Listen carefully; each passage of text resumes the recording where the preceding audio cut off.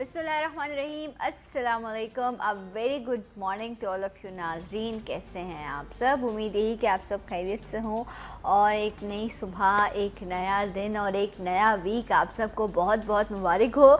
बहुत मसरूफ़ था मेरा वीकेंड, यकीनन बहुत सारे लोगों का भी बहुत अच्छा, कुछ लोगों का मसरूफ़ और इसके अलावा कुछ लोगों का बहुत बिज़ी गुजरा होगा, क्योंकि चाहे मुल्की हालात की बात करूँ, सियासी हालात की बात करूँ या मौसम की बात करूँ, हर चीज़ बड़ी तब्दील हो रही है। तब्दीली अच्छी बात है, लेकिन बस अच्छी अच्छी तब्दीलियाँ आए, इसकी मैं दुआ करती हूँ अपने इस प्रोग्राम में। और आपके लिए ये दुआ है कि ये आने वाला हफ़्ता, ये आज का दिन आपके लिए, मेरे लिए, हम सब के लिए अच्छी खुशियाँ और अच्छी ख़बरें लेकर आए और हम अपनी ज़ात से दूसरों को जो है वो फ़ायदा पहुंचा सकें। इसी दुआ के साथ अपने आज के प्रोग्राम का आगाज़ करेंगे। बेशुमार डॉक्टर्स, चाहे एलोपैथी हो या हर्ब हो या कोई और पैथी हो, उस हवाले से हम अपने प्रोग्राम में डिस्कशन करते रहते हैं। कुछ इस तरह के अमराज़ हैं जिनके लिए ख़ास तौर पर डिस्कशन करना कि इसके लिए हमें किसके पास जाना है। दिल का आपको अगर कोई आर्ज़ा लाहक है तो आपको कार्डियोलॉजिस्ट के पास जाना है, किडनी का मर्ज़ है तो आपको नेफ्रोलॉजिस्ट के पास जाना है, अगर आपको गले का मसला है तो आपको ENT के पास जाना है। लेकिन कुछ मसाइल ऐसे होते हैं जो एक ख़ास डॉक्टर होता है जो आपको साथ आपके तमाम मसाइल को जो है देख रहा होता है, जिनको हम नॉर्मली GPs कह रहे होते हैं। लेकिन आज हमने आपके लिए एक ऐसे जर्नल सर्जन को बुलाया है जो मुख्तलिफ़ इस तरह की सर्जरीज़ कर रहे हैं जो हमारे पाकिस्तान में बहुत ज़्यादा कॉमन है, या लोग जिसका बहुत ज़्यादा शिकार होते हैं और हम अपनी लापरवाही की वजह से उस लेवल तक पहुंच जाते हैं कि हमें उनकी सर्जरीज़ की ज़रूरत पड़ जाती है। जिस तरह अभी डॉक्टर साहब मुझसे ज़िक्र कर रहे थे कि गॉल ब्लैडर में स्टोन हो जाना या ये इवन अपेंडिक्स का जो पेन है, ये जो तमाम सर्जरीज़ हैं, ये जर्नल सर्जन जो डील कर रहे होते हैं, इनसे आज हम जानेंगे। या इन्होंने अभी मुझे बताया कि कॉन्स्टिपेशन जो है वो हमारे यहाँ बहुत ज़्यादा कॉमन है, जिसकी वजह से बहुत सारे लोग परेशान रहते हैं और कॉन्स्टिपेशन इटसेल्फ बहुत सारी बीमारियों को जो है वो दावत देती है। तो ये मुख्तलिफ़ अमराज़ और इनकी सर्जरीज़ के हवाले से आज के प्रोग्राम में हम इंशाअल्लाह अब बात करेंगे। इस पे बात करने के लिए अपनी फ़ील्ड के एक माहिर शख्स हैं, हमारे साथ मौजूद हैं, डॉक्टर इमरान शौकत। अस्सलाम वालेकुम। वालेकुम अस्सलाम। डॉक्टर साहब, आप कैसे हैं? अल्लाह का शुक्र है, खैरियत से हैं आप? अल्लाह का। फैटी मील खाएंगे, यानी कि कोई ऑयल बारबेक्यू खा रहे हैं, चिप्स खा रहे हैं। अक्सर औक़ात पेशेंट आके, ख़ासतौर पे यंग जिनको होता है, कहते हैं कि हम चिप्स खाते हैं तो हमें दर्द होना शुरू होता है, बदहज़मी होती है, खट्टी डकारें आती हैं, तो उन लोगों को फिर पित्ता निकालने की ज़रूरत होती है। अच्छा, तो डॉक्टर साहब, एक स्टोर, एक घर, अगर मैं नॉर्मली घर की अगर बात कर लूँ, स्टोर आप सोचिए, आपने सारी आपके घर की फालतू चीज़ें आपने उसमें रखी होती हैं ताकि आपका घर नीट एंड क्लीन ले। लेकिन अगर आपका घर से स्टोर ख़त्म हो जाएगा तो फिर तो आपने वो फालतू जो आपकी रफ़ चीज़ें हैं या जो आपकी यूज़लेस चीज़ें हैं या जो आपने आगे जाके इस्तेमाल करी हैं सीज़न चेंज होने में, फिर आप उनको कहाँ डंप करेंगे? फिर आपको डंप करने वाली जगह तो ख़त्म हो गई। यही एक कॉन्सेप्ट था जिसकी वजह से आज से 10-20 साल पहले ये कहते थे कि अब गॉल ब्लैडर निकल गया है तो अब आप फैटी खाना छोड़ दें, बारबेक्यू बंद कर दें, जो कि वो कॉन्सेप्ट अभी तक बहुत से लोगों में चल रहा है। मगर वक्त के साथ ये देखा गया कि जब आप पित्ते को निकाल देते हैं, गॉल ब्लैडर को, तो उसके बाद जो जिगर की नाली है, जिसको हम कॉमन बाइल डक्ट कहते हैं, वो उसका जो साइज़ है वो नॉर्मल साइज़ से थोड़ा सा एक्सपेंड होकर वो उस स्टोर हाउस को टेक ओवर कर लेती है। अच्छा, जब आप सर्जरी कर देते हैं, सर्जरी के यूजली 3 से 6 हफ्ते के बाद वो ग्रेजुअली अपना साइज़ को एनलार्ज करके और वो उस फंक्शन को टेक ओवर कर लेती है। तो नॉर्मली अब तो हम लोग खाने के बाद, इनफैक्ट जो परहेज़ खाने से पहले हमने कहा हुआ होता है कि भाई आप ऑयली चीज़ें नहीं खाएं, पराठे वगैरह ये खाने अभी बंद कर दें, वो सर्जरी के बाद शुरू कर सकते हैं। अच्छा, तो इसकी सर्जरी के बाद कोई मेडिसिन भी होती है जो आपको लाइफ टाइम, ऐसा मैंने सुना है, maybe I am wrong, तो मैं आपसे इसीलिए कॉन्सेप्ट क्लियर करने के लिए पूछ रही हूँ कि ऐसा भी कुछ है कि आपको जब आप अपने गॉल ब्लैडर को रिमूव करा देते हैं तो उसके बाद आपको थ्रू आउट द लाइफ कोई मेडिसिन यूज़ करनी पड़ती है, या ऐसा कुछ नहीं? आपने करवा दिया, फिर आप इजीली अच्छी आप लाइफस्टाइल, हेल्दी लाइफस्टाइल गुजार सकते हैं? बिल्कुल नॉर्मल लाइफस्टाइल गुजार सकते हैं। बल्कि अब आजकल लैप्रोस्कोपिक ही ज़्यादातर हो रहे हैं। ठीक है। रेगुलरली लैप्रोस्कोपिक करते हैं, उसमें कुछ लोग 3 छेद करके, कुछ लोग 4 छेद करके हाँ, करते एक हैं। सिरिंज से इतना डर लगता है, आप बार बार छेद का भी कहते हैं। अंडर एनेस्थीसिया हो रहा होता है तो Okay. पेशेंट को कुछ महसूस नहीं होता, राइट। बल्कि अक्सर वक्त पेशेंट मुझसे पूछता है कितना दर्द होगा, तो मैं कहता हूँ आपको या मुझे, क्योंकि खड़ा हुआ मैं हूँगा, आप तो सो रही हो। ओके, तो very nice, very smart answer.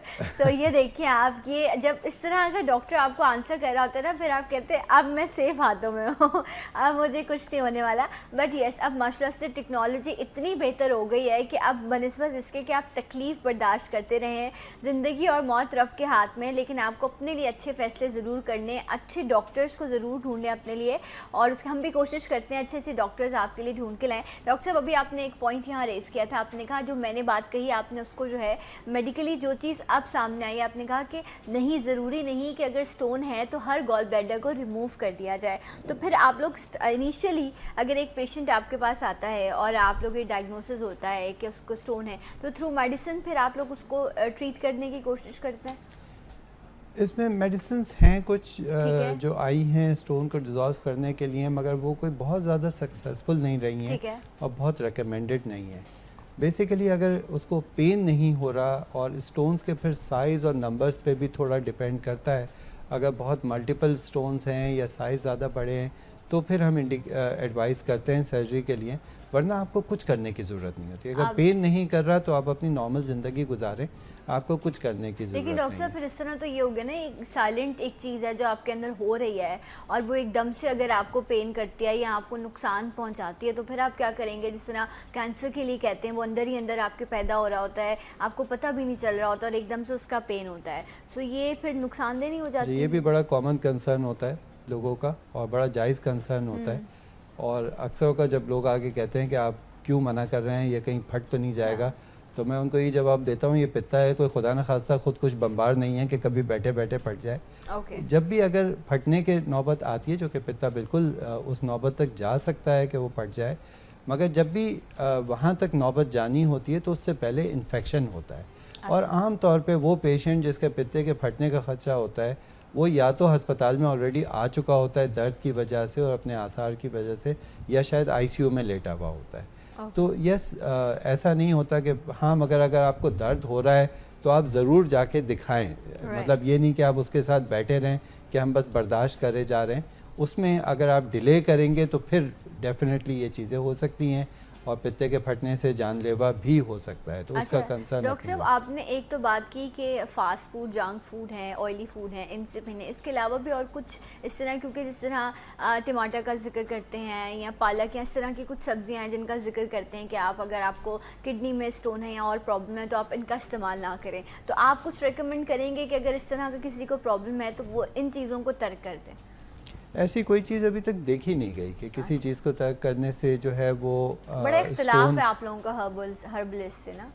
नहीं, इख्तिलाफ तो ऐसी कोई चीज़ नहीं है। अच्छा, फिर बिठा दें आपको किसी दिन साथ आप लोगों को? ज़रूर बिठाएं, मगर सारी चीज़ ये है कि जो चीज़ आजकल की मेडिसिन एविडेंस बेस्ड है जी, कि जिस चीज़ के एविडेंस आपको ज़्यादातर लोगों में मिल रहे हैं आप उस पर प्रैक्टिस करें। ठीक है, अब सिर्फ आप अपने परसेप्शंस पे नहीं चल सकते कि मेरा ख्याल ये है कि ऐसा होता है, उस पर चलना आजकल के दौर पे जायज़ नहीं रहा है। आजकल इंटरनेट इतना मौजूद हो गया है कि आपको दुनिया के दूसरे कोने में क्या रिसर्च हो रही है वो आपको आधे घंटे में पता चल जाता है। अच्छा डॉक्टर साहब, मुझे हर्निया आप अभी जिक्र कर रहे थे, उसके हवाले से बात करना है। मैं ख़ुद भी इस बीमारी के बारे में जानना चाहती हूँ, लेकिन अभी जब आपने बात की, एक बात मुझे बता दें, ये नाफ का उतर जाना, इसको आप लोग मानते हैं कि साइंस में ऐसी कोई चीज़ है? क्योंकि बहुत सारे लोग इस टर्म को यूज़ करते हैं, ऐसा कुछ होता है जिसकी वजह से लोग बहुत ज़्यादा कॉम्प्लिकेशंस में आ जाते हैं। बड़ा कॉमन टर्म है नाफ का उतर जाना। आज तक मेरे तो समझ में नहीं आया कि नाफ उतर के कहाँ जाती है। हाँ, वैसे ये बड़ा अच्छा सवाल है, ये मैं भी करना चाहती हूँ, से कहाँ घूम फिर के आ जाती है। बाकायदा लोग चेक करते हैं डॉक्टर साहब कि किस तरह जो है ना ये सारा मामला होता है। बहुत से लोगों ने उसमें बड़े तरीके भी बताए कि इस तरह नाफ उतरवाई है, वो सब कुछ किया, तो वो वाली साइंस में आज तक पढ़ नहीं सका कहीं से। बट हर्निया एक डेफिनेट फैक्ट है, ठीक है, जिसमें आपके पेट के अंदर जो मसल्स आपको कवर कर रही हैं आपकी आंतों को पेट की चर्बी को होल्ड करके रखी हुई हैं, वो एक तरीके से उसका एक कपड़ा प्रोवाइड कर रही हैं। अगर उसमें कहीं पे भी गैप आता है, ठीक है, तो वहाँ से आपकी पेट की चर्बी, या उससे ज़्यादा ख़तरनाक ये है कि आपकी आंतें स्लिप करके उस होल के ज़रिए बाहर आ सकती हैं। वो जब बाहर आती हैं, जो हमारी जो स्टमक वगैरह सब चीज़ों को जिस कवर किया हुआ है, वो उसमें गैप आने लग जाता है, गैप आ जाते उन टिश्यूज मसल्स में। जिसमें मेल्स में ज़्यादा कॉमन ग्रॉइन का हर्निया है, जो कि नीचे की तरफ है, और फीमेल्स में ज़्यादा नाफ का है। हर्निया और भी बहुत से किस्म के हैं, मुख्तलिफ जगहों पे हो सकते हैं, मगर सबसे ज़्यादा कॉमन यही दो हैं जो ज़्यादातर मेल्स में ग्रॉइन हर्निया देखे जाते हैं, और फीमेल्स में नाफ के हर्निया ही ज़्यादा कॉमनली देखे जाते हैं। और इनमें सारी बात ये होती है कि अगर हर्निया हो रहा है, यानी कि आपकी पेट की चर्बी या आंतें फिसल के आ रही हैं, तो उसकी वजह से आपको दुखन, दर्द महसूस होता है, आपको एक बल्ज फील होगा बाकायदा। और इसमें बड़ा आसान है देखना कि अगर आप खड़े हो रहे हैं या पेट पे कोई भी प्रेशर पड़ रहा है, उससे वो बल्ज बड़ा हो रहा है, और आप लेट जाते हैं तो वो फिसल के वापस अंदर चले जाते हैं, क्योंकि पेट का प्रेशर रिड्यूस हो गया, तो वो कम हो रहा है अपने साइज़ में। तो इसका मतलब ये है कि ये हर्निया है। ये आपको फील होती है ये चीज़ बाकायदा? ये बाकायदा नज़र आ जाती है, नज़र आ जाती है। तो इसमें आपको इसको वक्त लगता होगा ना ग्रेजुअली ये चीज़? आम तौर पे हाँ। अच्छा डॉक्टर साहब, हो क्यों जाता है वैसे, इसका रीज़न क्या होता है? हर्निया तो पैदाइशी भी हो सकता है, एक दिन के बच्चे को भी मिल सकता है। अच्छा। मगर अक्सर औकात ये होता है कि आपने कभी कोई भारी वज़न उठाया हो, कोई ऐसा काम किया हो कि जिससे आपके पेट पे ज़ोर पड़ा है, या जिन लोगों को क्रॉनिकली कब्ज़ होता है जो पेट पे प्रेशर डाल रहा है, या खांसी बहुत ज़्यादा हो रही है किसी को जिसकी वजह से पेट पे प्रेशर पड़ रहा है, तो उसकी वजह से आंतें एक सेमी फ्लूइड स्टेट में होती हैं, और वो वीकेस्ट पॉइंट को ढूंढती हैं कि कहाँ से फिसल के निकले। तो अगर कोई भी बॉडी के अंदर वीक पॉइंट होगा कि जहाँ से वो गैप मिल सकता है, तो वो फिर वहाँ से फिसल के निकलना शुरू होती हैं। और उसकी वजह से वो होता है। अच्छा, मैं आपके इस पॉइंट से, मैं बहुत सारे लोग ऐसे हैं जो इंटरनेट से या इधर उधर से देखकर जो है ना, वो अपने स्टमक की एक्सरसाइज कर रहे होते हैं, और उनको इतना अंदाज़ा नहीं होता कि कितना प्रेशर देना है। तो डॉक्टर साहब, डू यू थिंक कि अगर हम एक्स्ट्रा प्रेशर देते हैं अपनी टमी पर, तो उसकी वजह से ये सारे प्रॉब्लम हो सकते हैं? मैं आपसे पूछना चाह रही हूँ, क्या ये इस तरह के आप एक तरह मिस हैंडलिंग होगी ना किसी भी चीज़ का, या आप उसको ना जानते हुए उसका इस्तेमाल करते हैं, उससे आपको नुकसान हो जाते हैं, तो क्या ये भी रीजंस बन सकते हैं इस प्रॉब्लम के? देखिए, इसका कोई ऐसा वो नहीं है कि हर कोई जो वज़न उठाएगा उसको हो जाएगा। आम तौर पे जिन लोगों के अंदर कोई ना कोई वीक पॉइंट पहले से एग्जिस्ट करता है, उन्हीं को होता है। अगर सिर्फ इसी वजह से हो रहा होता तो शायद हर वेट लिफ्टर को एक हर्निया हो जाता, मगर ऐसा होता नहीं है, क्योंकि उनके ट्रेनर को पता होता है कि उनको स्लोली ग्रेजुअली किस तरह कोई ऐसा वो अभी तक ऐसा कोई वो नहीं निकला है कि जिससे हम ये कह दें कि इसको हो जाएगा या इसको नहीं होगा। कोई ऐसा पैरामीटर अभी तक मिला नहीं है लिटरेचर में। बट अगर किसी को हो रहा है, जो बल्ज फील हो रहा है, जो कि अक्सर का दुखन या दर्द कर रहा होता है, तो उनको फिर एहतियात करनी चाहिए, उनको वेट उठाने से एहतियात बरतना चाहिए। अच्छा डॉक्टर साहब, इसका ट्रीटमेंट क्या है? ट्रीटमेंट इसका सर्जरी है, इसका और कोई ट्रीटमेंट नहीं है। इस पर हम मजीद भी बात कर लेंगे। एक ब्रेक का मुझे कहा जा रहा है, एक ब्रेक लेते हैं, ब्रेक के बाद आपको फिर ज्वाइन करेंगे सलाम पाकिस्तान में।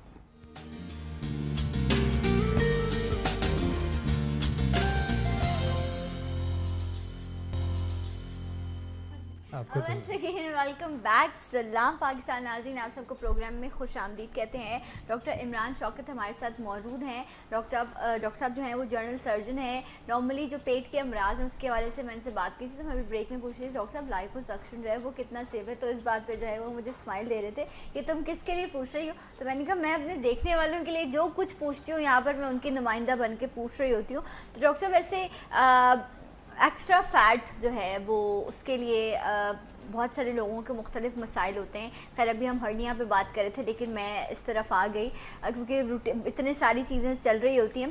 डॉक्टर साहब, स्पेशली ख़वातीन के साथ भी ये प्रॉब्लम है और मर्दों के साथ भी है। आफ्टर डिलीवरी भी कुछ लोगों का ख़वातीन के साथ ही होता है कि फ़ैट बहुत ज़्यादा है, पेट लटक जाता है। आप लोग क्या रिकमेंड करते हैं कि उसको किस तरह ठीक किया जाए? लाइपोसक्शन या कोई सर्जरी? लाइपोसक्शन है, एब्डोमिनोप्लास्टी है, दो चीज़ें हैं जो की जा सकती हैं।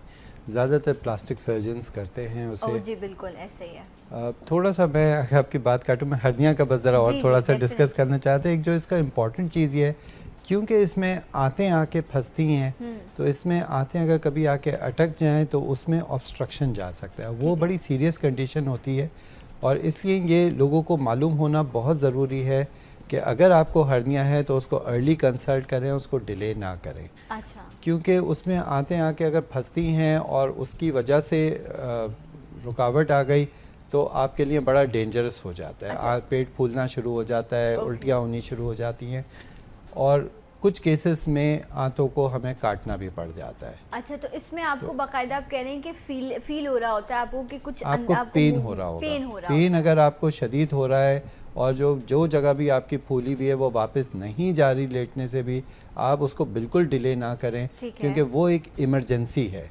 उसके लिए रात को हमें 3 बजे भी ऑपरेट करना पड़ा है, लोगों की आंतों को काटना पड़ा। इनफैक्ट कुछ इत्तेफाक ये हुआ कि पिछले 6-8 महीने में मुझे काफ़ी मरीज़ों के साथ ऐसे आए जो ऑब्स्ट्रक्शन के साथ आए, और उनको क्योंकि उनमें से बहुत से ऐसे थे जिन्होंने आके मुझसे कहा कि भाई हम पैसे नहीं थे इसलिए हमने नहीं ऑपरेट कराया।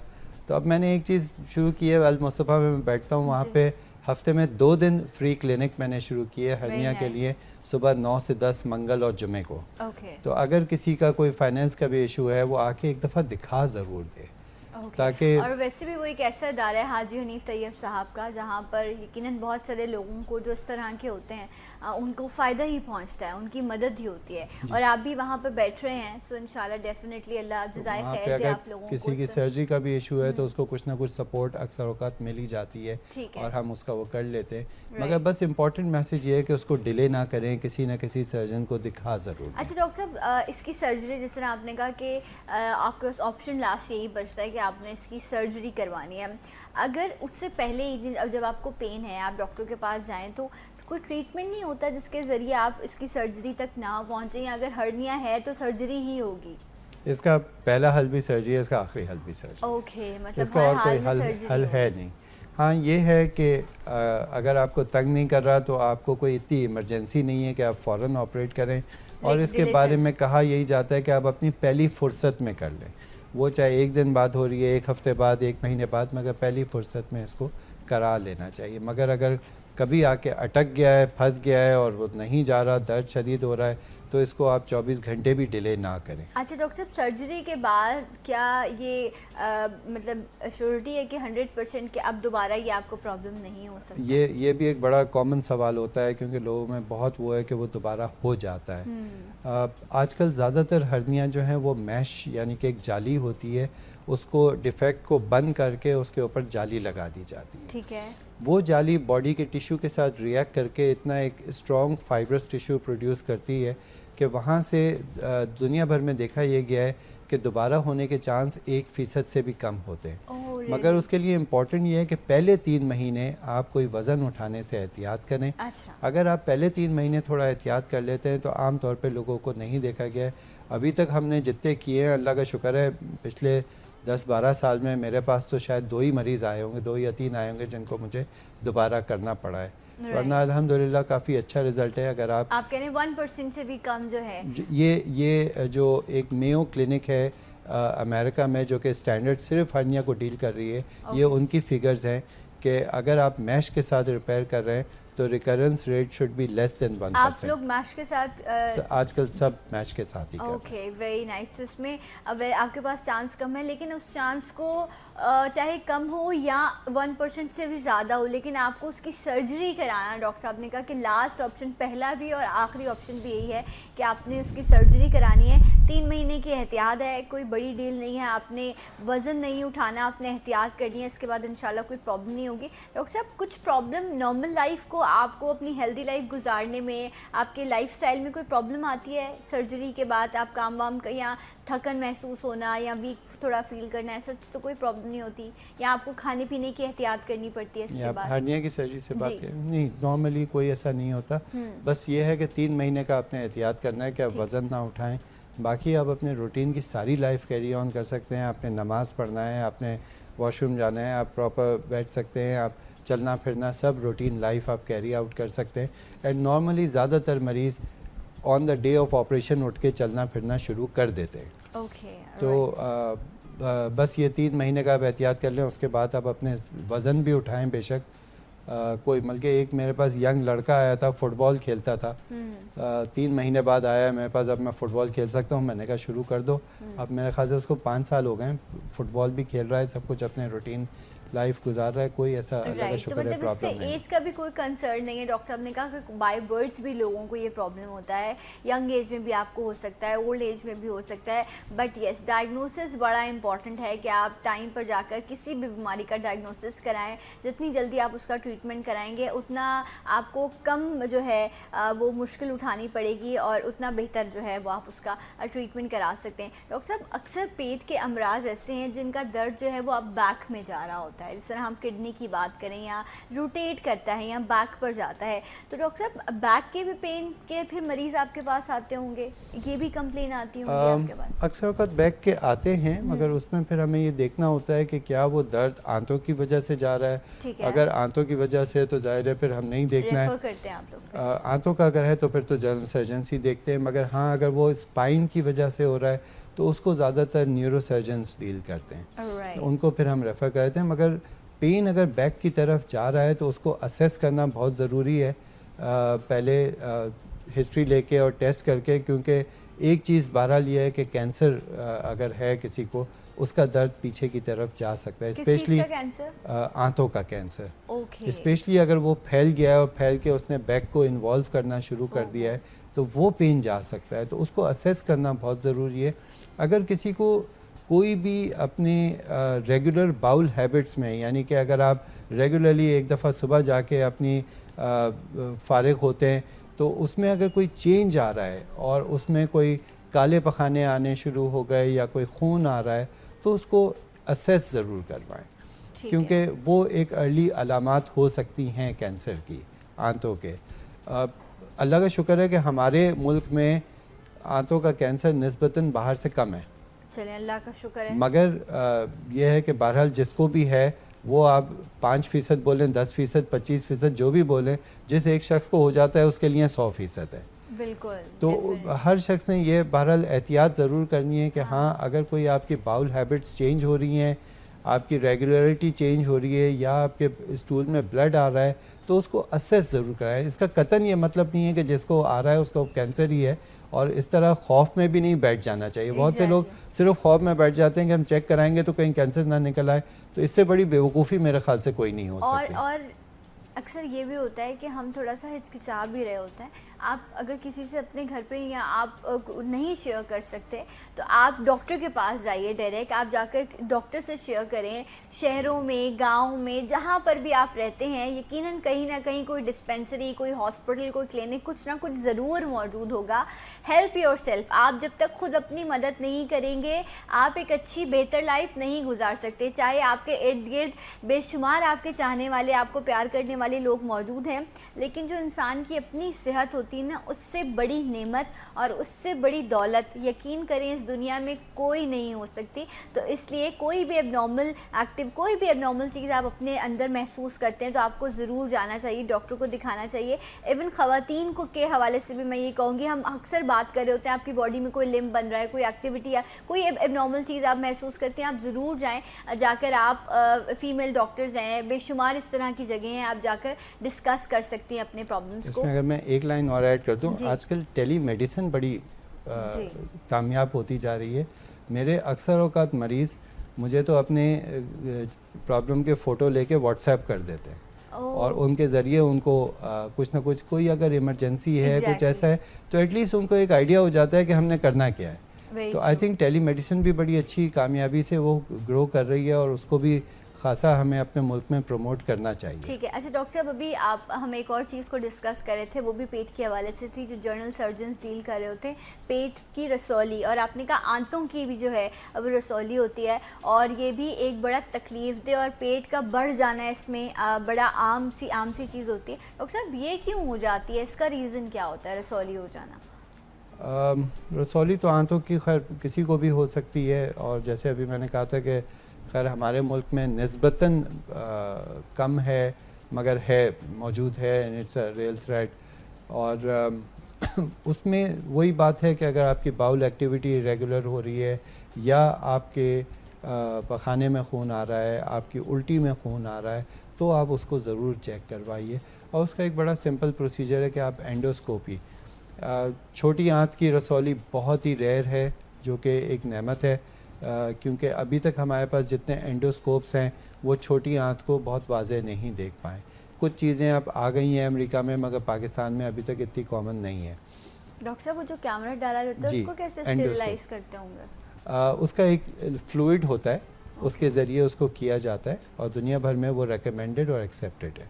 अच्छा, क्योंकि नॉर्मली मैं अपनी भी बात करूं, बायोप्सी के हवाले से तो बहुत सारे मिथ्स हमने यहाँ बैठ के भी क्लियर करें कि इट्स जस्ट अ टेस्ट, ये एक डायग्नोसिस है कि आया चीज़ बिनाइन है, ये एक खौफ को ख़त्म करने वाला एक टेस्ट है। इसी तरह एंडोस्कोपी के भी हवाले से लोगों के बड़े सारे टेस्ट पे ही हम लोग इतने खौफजदा हो जाते हैं, तो आया हमने ट्रीटमेंट पे जाके, मैं खुद भी हूँ, मैं आप लोग अब खुद को क्यों अलग करूँ, इवन कि यहाँ बैठकर इतनी ज़्यादा हम लोग अवेयरनेस क्रिएट कर रहे होते हैं, बट डॉक्टर साहब टेस्ट पर आकर भी हम डर रहे होते हैं, घबरा रहे होते हैं, तो फिर ट्रीटमेंट पर आकर तो फिर वैसे ही इंसान कहता है नहीं, पीछे ही हट जाते, ज़रूरत नहीं है जाने की। हाँ, एक पता नहीं हमारी कौम के अंदर कुछ शौक भी है कि लोगों को डराते बहुत है जी। और मेरे पास ऐसी ऐसी चीज़ लोग लेके आए कि वो आके मुझसे कहते हैं हमें मोहल्ले वाले ने ये कह दिया, किसी रिश्तेदार ने वो कह दिया, और मेरा एक ही जवाब होता है उनके पास। मैं उनसे कहता हूँ कि भाई अगर आपको फतवा लेना है तो आप मोहल्ले वालों के पास नहीं जाएंगे, आप मुफ्ती के पास जाएंगे। तो अगर आपका कोई मेडिकल प्रॉब्लम है तो आप किसी एक सर्जन के या एक डॉक्टर के जो भी कंसर्न है उसके पास जाइए। उससे आपको नहीं तसल्ली मिल रही, आप तो मतलब ऐसी जगह पे रहते हैं जहाँ आप आसानी से जा सकते हैं। आप यकीन करें, कनाडा में आपको एक सिंपल जीपी से अपॉइंटमेंट लेने के लिए 6-6 हफ्ते वेट करना पड़ जाता है, कंसल्टेंट के लिए 3-3 महीने वेट करना पड़ जाता है। यहाँ तो आप जाएं, जाके फ़ीस दें और आप नंबर से जाके दिखा के आ जाएं, तो बहुत आसानी है। और आप जाके ज़रूर 2 लोगों से मशवरा करें, 3 से करें, मगर सिर्फ खौफ में बैठे ना रहें। उससे ज़्यादा ज़ाती आप अपने साथ नहीं कर सकते। राइट। तो आप ये कह रहे हैं कि रसौली में आपको एंडोस्कोपी से गुजरना पड़ता है, वो एक आपको टेस्ट किया जाता है। डॉक्टर साहब, अब ये आपने कहा कि इसमें भी आपका फूड इनटेक कहीं ना कहीं काउंट करता है, कुछ फूड का प्रॉब्लम आता है इन तमाम प्रॉब्लम्स में?